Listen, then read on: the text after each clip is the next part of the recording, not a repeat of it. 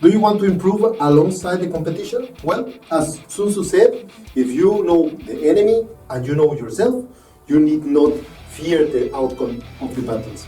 Hello, I am Juan Navarro. This is Advanced Quality Programs, and I invite you to explore the quality philosophies and concepts to apply them to our everyday life.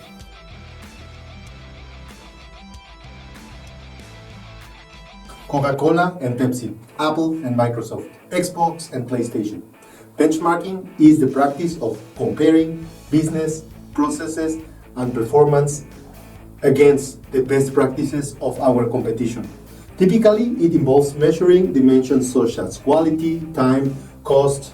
Benchmarking helps to measure the performance using specific indicators like cost per unit, productivity, the cycle time, defects, and all these indicators result in the performance metrics that can be compared to others.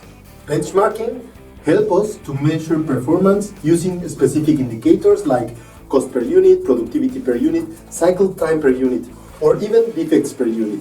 These indicators result in the performance metrics that we can compare against the best in the market.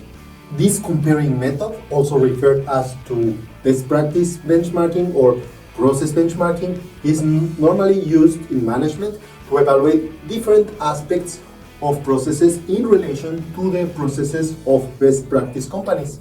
This comparison allows all organizations to develop plans for improvement and to adapt specific best practices on the market, aiming to increase the performance.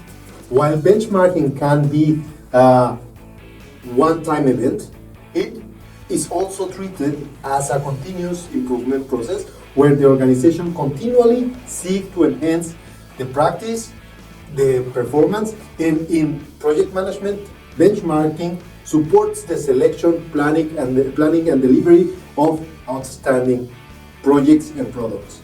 Let's go deeper into the project management topic. Benchmarking supports the selection, planning, and delivery of new services in the market, new products in the market. In this best practice benchmarking, management identifies what's the best out in the world, best company in their industry or another industry with similar processes, and compare the results they are having and the processes to those of our own organization. This comparison helps to learn about the successful business processes of all these comparison companies or organizations or firms. According to the National Council on Measurement and Education, benchmark assessments are the short assessment used by teachers throughout the school year to monitor students' progress in different curriculum areas. All in all, benchmarking is a continuous cycle of comparing your company performance to that of your competition and that of the industry leaders.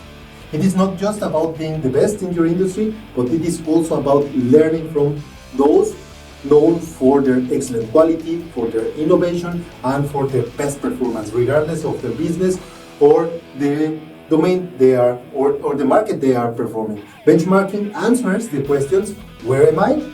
Where I do want to be? And how do I get there? By learning from the rest. You might have experienced benchmarking at work, for example. Companies often use measure of their factory's performance against the other ones. So this is known as operational benchmarking, which also indicates how is your plant, for example, doing against the plant of the same company but in another location.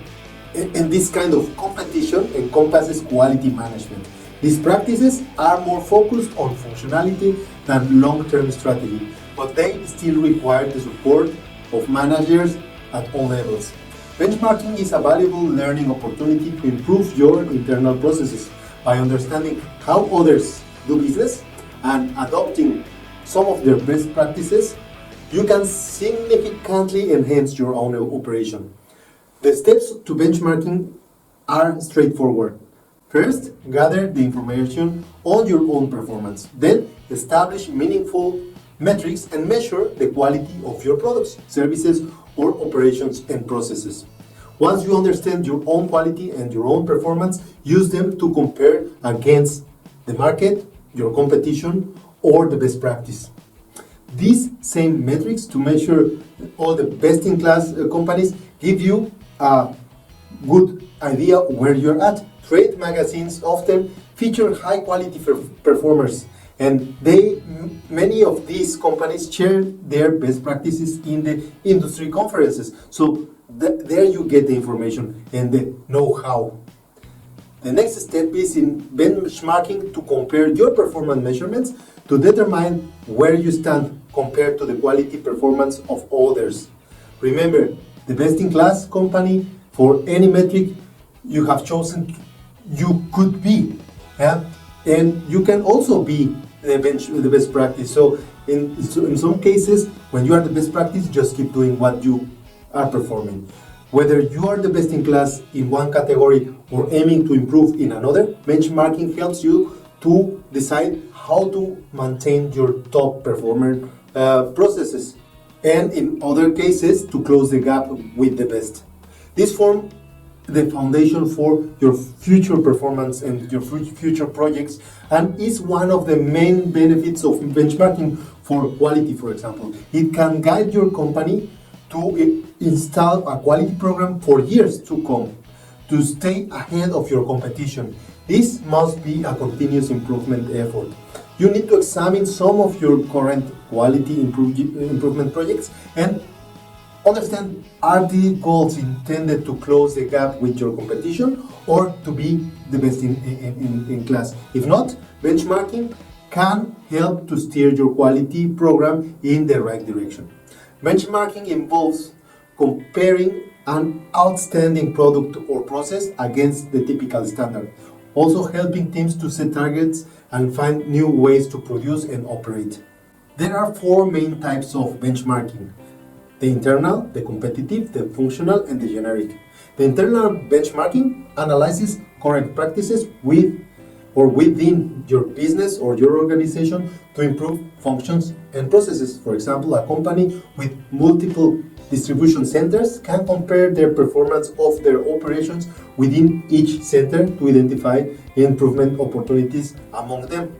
Then you have the competitive benchmarking that compares one business to another with similar products or services, not to copy, but to identify innovative ideas that appeal to your customers and actually bring new solutions to your product or service. Then you have the functional benchmarking, and this learns from other organizations or industries' best practices.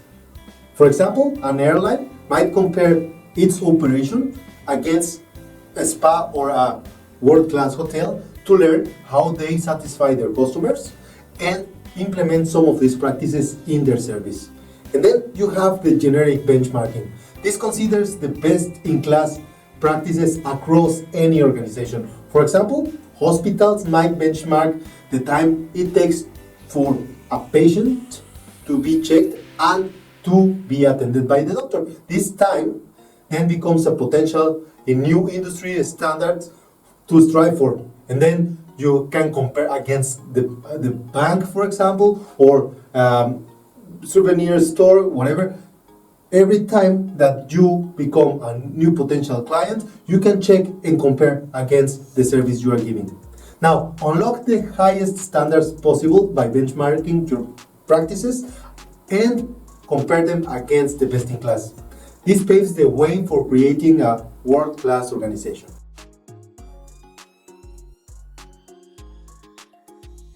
And that was it for this week. I hope you enjoyed the podcast, this episode.